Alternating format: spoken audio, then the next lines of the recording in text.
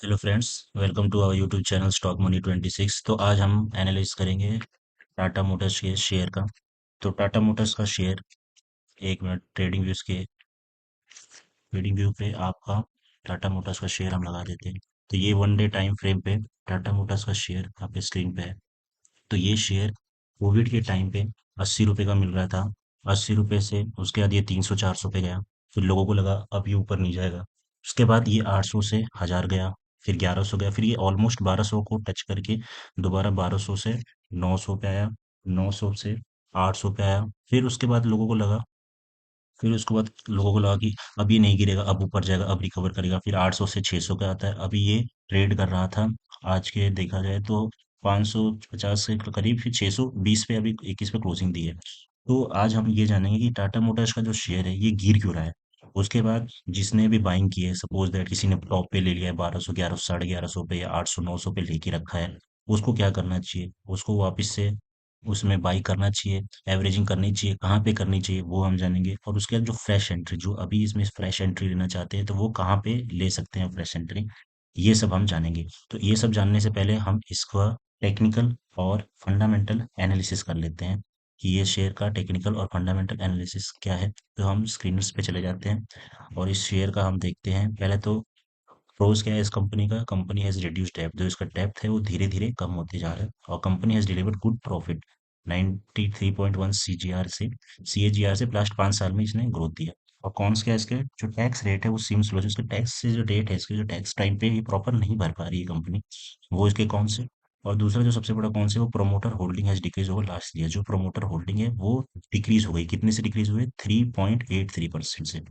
तो हम देखते हैं क्या रिजल्ट है इसका डिक्रीजिंग का और क्या है। पहले हम देखेंगे आप स्क्रीन पे से सेल्स। इसकी सेल्स क्या है दिसंबर 2021 के, देखेंगे हर क्वार्टर वाइज ये सेल्स है। तो 72,000 करोड़ की थी, फिर 78, काफी ग्रोथ है, फिर 71 आ गई, फिर 79 करोड़ की, फिर 88 करोड़, फिर सीधा दिसंबर 2022 से मार्च 2023 के बाद सीधा जंप आता है 1,05 करोड़ समथिंग। 1,05 लाख की समथिंग इसका सेल्स होता है, फिर 1,02 करोड़, फिर इसको मेंटेन करके रखा 1,05 करोड़, फिर दिसंबर में एक 10 होता है, फिर एक 19, एक 8, एक 1, फिर एक 13, कहीं ना कहीं फिर से रिकवर करता है। तो कंटिन्यू सेल्स हम देख रहे हैं ये बढ़ते ही जा रहा है। उसके बाद यहाँ पे हम देख सकते हैं ऑपरेटिंग जो प्रॉफिट इसमें कितना है, 7,000 करोड़, 8,000। फिर यहाँ कहीं ना कहीं बहुत जो कंपनी का प्रॉफिट था वो बढ़ता है। फिर 5,000, 10,000, 13,000, 13, फिर 13 कंटिन्यू यहाँ मेंटेन रहता है, फिर 15, 17, 15, 12, फिर 13। तो कहीं ना कहीं यहाँ कम होकर फिर से वापस उसी पे आ जाता है। तो सेल्स अच्छी है, ग्रोथ भी इसकी, ऑपरेटिंग प्रॉफिट भी ठीक ठाक हो जा रही है। तो अब हम देखेंगे इसका, ये ऑपरेटिंग प्रॉफिट था, प्रॉफिट एंड लॉस करके ये है। इसमें आप देख सकते हैं पैट, प्रॉफिट आफ्टर टैक्स, और ये सब देख सकते हैं। तो हम इसका देखते हैं बोरोइंग कितनी है इसकी। बोरोइंग मतलब इसने कितने उधार है इसके टाइप के। तो हम देख सकते हैं पहले 53,000, ये तो यहाँ से हम देखते हैं 21 से इसकी बोरोइंग देखते रहे।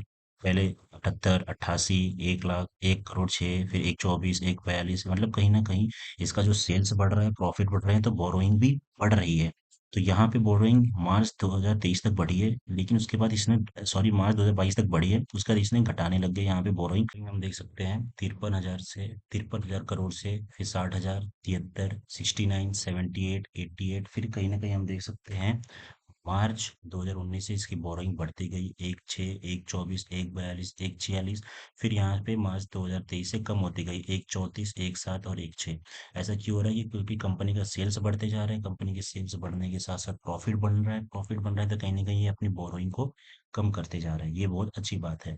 फिर इसके बाद हम आगे देख लेते हैं कि किसके पास कितना शेयर्स प्रमोटर्स के पास है, एफआईएस के पास है। तो जैसे आपके स्क्रीन पे दिख रहा है, प्रमोटर्स के पास 46.40 था, फिर 46, 46, 46 ये मेंटेन करके रखा। फिर ये ट्रेंड कब टूटता है? सितंबर 2024 में, जहाँ पे 42, फिर 42 कंटिन्यू था। ये ऐसा क्यों होता है यहाँ पे?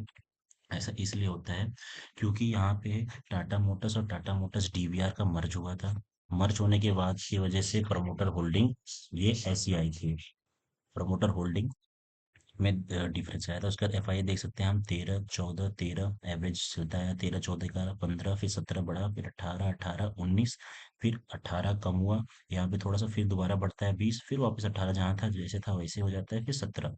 तो कहीं ना कहीं यहाँ पे 1-2% का 1.5% का गिरावट का देख लेते हैं। डीआई का 15, 14, 15, 17, 17 मेंटेन रहता है यहाँ पे, फिर 16 से 15 होता है, फिर 16, फिर 16, फिर 17, यहाँ पे 1.5-2% का आगे पीछे होता है। गवर्नमेंट होल्डिंग तो ना के बराबर ही 0.14% मेंटेन रख के लास्ट में 0.31, फिर 0.06 गवर्नमेंट होल्डिंग में भी अपना बेच है। लेकिन सबसे जो इसका बुरी चीज है इस स्टॉक के लिए, वो है पब्लिक होल्डिंग की बढ़त। यहाँ पे देखिए 17% था, यहाँ से बढ़ता है, वहाँ दिसंबर 2023 से 18 होता है। उसके बाद क्या कितना होता है, 19 होता है, फिर 20, फिर 21, फिर 22। तो कहीं ना कहीं जो शेयर होल्डिंग पैटर्न है, ये जो रिटेलर्स के पास ज्यादा शेयर जैसे जा रहे हैं, यहाँ पे 41, 46, 50, 57, 64, 67, ये कहीं ना कहीं इस कंपनी के लिए बुरी चीज मान सकते हैं हम। तो अभी हम देखते हैं जेएलआर, जो कि इसका एक ब्रांच है टाटा मोटर्स का, Jaguar land rover has paused UK vehicle shipments, क्योंकि टैरिफ की वजह से जो उसने प्रेसिडेंट डोनाल्ड ट्रंप जी ने लगाया है, उसकी वजह से इन्होंने अपना व्हीकल के ट्रांसपोर्टेशन बंद कर दिया। और जो यूएस क्रूशियल मार्केट है इसके लिए, जो accounting 23% of JLR financial year 24 sales का, मतलब अगर इन्होंने 100 गाड़ियां बनाई तो 23 गाड़ियां जो यूएस में सेल हुई, और 77 गाड़ियां ऑल ओवर वर्ल्ड में सेल हुई।